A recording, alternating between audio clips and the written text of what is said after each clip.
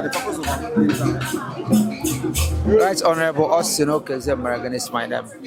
all right, today is a New Year Festival of Isingwu, and you are here to identify. First of all, how would you describe religious culture in Igbo? What is it? Well, as everybody must have known, down here in this part of Igbo land, the New Year Festival, Iriji, is very remarkable. It's iconic in the culture of Igbo land, and it's a period we give thanks to God for a bountiful harvest for the previous farming season, and with the expectation of a new farming season that will also be productive. So it's a culture we wish that will endure the test of time. So many people do not understand how important this culture is, so they try to play down on it, but it is our own take that will continue to uphold it with everything we have. The most important thing is that it is going on peacefully without any act of violence, as you can see. And I'm very happy to be here in the home of the mayor for Umuahia North, Chief Smart Ihoma, who has been a great host, a great friend, a great brother, and a true leader indeed. So it's my pleasure, and it is also my prayer that next year we'll be here. The next 10 years we'll be here to celebrate with him and the people of Isingwu. Thank you so much. Finally, can you use this medium to encourage people to go into farming, knowing that so that we can have more food to eat? Yes, of course you can see the enormity of the hosting we have witnessed in this home today, courtesy of the chairman or the mayor of Umuahia North, Chief Smart Ihoma. And I want to continuously, encourage people to identify with our culture, especially this part of this time of the year, where we give glory to God for leading us all through the farming season and for making it possible for us to have a bountiful harvest. And at the same time, pray to God for a bountiful harvest to come in the future. So I encourage everybody to be part of it in a very peaceful disposition, knowing fully well that we don't have any other culture except this, and we'll continue to uphold our culture. Thank you. Thank you, sir. Agriculture is culture. Is there any plan of Abia State government enrolling the youth to participate fully in agriculture as the deputy speaker of the? Is there any motion on that? Yes, there have been several motions at the floor of the House, and we are happy with the synergy between the legislature and the executive arm of government. Last time, the member representing Arochukwu State constituency came up with a motion, making mechanized farming, a compulsory for agriculture. And we transmitted that motion to the executive. We are happy that the executive has embraced it, and we are waiting for full-fledged implementation. Of course, we've seen signs of implementation on the way within the auspices of the Ministry of Agriculture, headed by Chief Abia, and who is actually doing very well in that realm of the economy. So it is our belief that agriculture will come to be the mainstay of the economy in Abia State. Thank you. Thank you very much.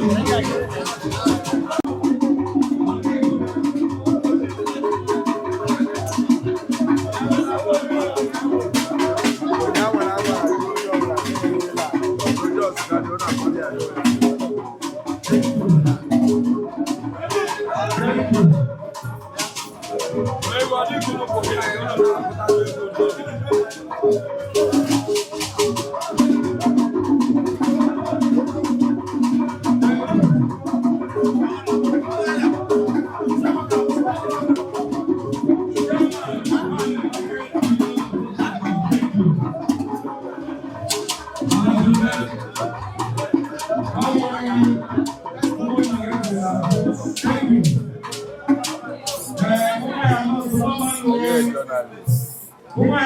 sir. Ohuhu today, the phone of Kapchigia.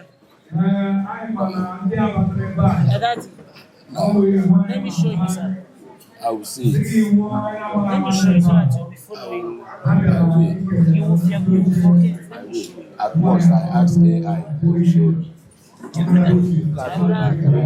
I would have just showed you now.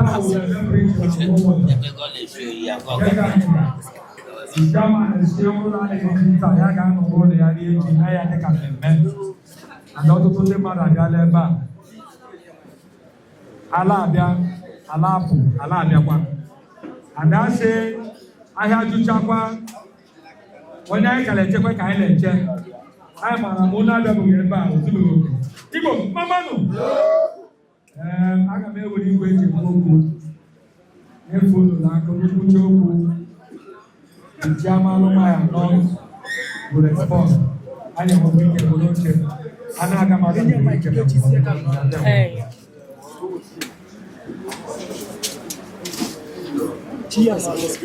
Igbo mamani ọtụtụ ndị n'ebe a marala onye nwụọ aha m Honorable Prince Chukwuemeka Ebubedike Ọhazurume nke ndị Igbo dịka mụ na nwanne m nwoke nọ bụ ọzọ onye dịka Chi George ọ na-afọrọ agụ ihe ọkpụrụ ọnụ anyị zuru ezu bụ ikele onye isi anyị ma ndị ezumezu niile nọ n'Ụmụahịa North and South anyị zuru ezu ibisi onye isi anyị ka ị na-eme dị anyị mma jishi ya ike ma mma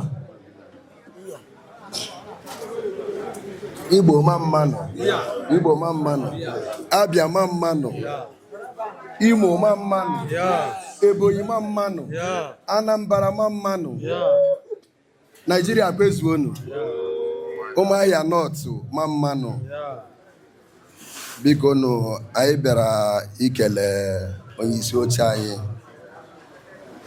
Honorable Mayor anyị si ihe dị gị mma dịkwachi gị mma ị ga-adịrị anyị maka na anyị ma onye iwu bifo anyị akwụrụ gị n'azụ sị gị gawa la anyị so gị n'azụ anyị ma onye iwu anyị ma na ị ga-enye anyị ihe anyị chọrọ Mayor anyị kwọ gị n'azụ kama ana m ekwubi okwu na ngwuru gị batara taa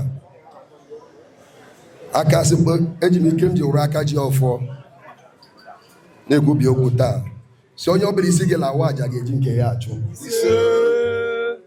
a sị m ọ dị mma eji anya n'ebe ị nọ anyị si mma ya la akwala iyi ọ hụrụ ihe ọma na-emere gị si ihe ọma dị mma anyị si ihe ọma rụtụ ya aka mana ọwụ nwoke ọwụ nwaanyị ọwụ okeke ọwụ okorie ọwụ okafọ ọwụ ọkọnkwọ ọmgbe ka mgbori ọmgbafọ mgbọkwọ nwere ihe ọma na-emere gị lechere gị eche ọja isi ilu chụwa ya ihe niile na-edu ụmụ Igbo ije chụwakwa onye ahụ mana anyị anakwa akọ ka anyị gọgbuo nwoke anyị nakwa akọ ka anyị gọgbuo nwaanyị anyị si onye ọbụla ka ihe ọma gị dị mma a sị m ihe ọma rụtụkwa onye ahụ aka ihe niile nọ n'ala ụmụ ụda anyị abụghịkwala ụnụ ndị na-erigo okele eke ndị na-erila orie ndị na-erila afụ ndị na-erila nkwọ ọ kwala isi nwa ụnụ nwoke ume ya anyị nọ na ngwuru ya taa ka anyị na-akpọku ụnụ anyị si ụnụ bịa chekwawa ya n'ihu chekwawa ya n'azụ si igbuola aka iri na ị ga-egbute mma igbuola aka ekpe ị ga-egbute mma onye ọbụla isi gị lawa aja ya jikwa nke ya chụọ si mmadụ niile bere ịnọ ime ya taa anyị si ụkwụ ụnụ ji bịa nga ka ụnụ ga-eji ala ga-akakwanụ mma si ihe ọma mere onye ihu mere onye azụ si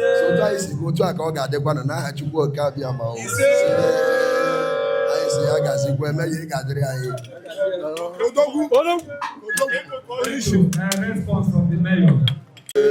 ọbụla ka ọjọọ agaghị agazi onye ọbụla na-achụ anyị na-enwe ihe anyị mere ya ọ ga-akpọ ọnụ na asị echi ga-adịrị anyị niile na mma mmadụ niile bịara ebe a taa onwe onye a ga-echo echi n'ihi na a ga-eji ya eme ihe akụkọ otuto ma ọ wee aksidentị ma ọ wee nwee otu esi lụọ ọgụ nwa ọka alụrụ nga taa enweghị ndị dụrụ akala ọnụ enwekwana onye ga-emerụ ahụ mmadụ niile ga-ala nga ha ghụọ ahụ zuo ike hie ụra teta echi gawa ịgbawa mbọ dịra ha mana ka kachasị nke wụ onye ọbụla zọbatara ụkwụ nga taa krọsụ geeti ahụ ya n'ala unu lewe anya ihe ga-eme na ndụ onye ahụ site n'echi gawa n'ihu ọwụ ihe ọma ihe ọma ihe ọma ihe ọma ihe ọma ihe ọma ya dịrị anyị niile na mma n'aha Jizọs biko asa ọwụ ahụ oke mmadụ ewepụta oke mmanya ahụrụ m oke mba na-ewepụtakwa oke mmanya iji esi unu abịala ndewo obi dị m ụtọ ịnabata unu abịala ndewo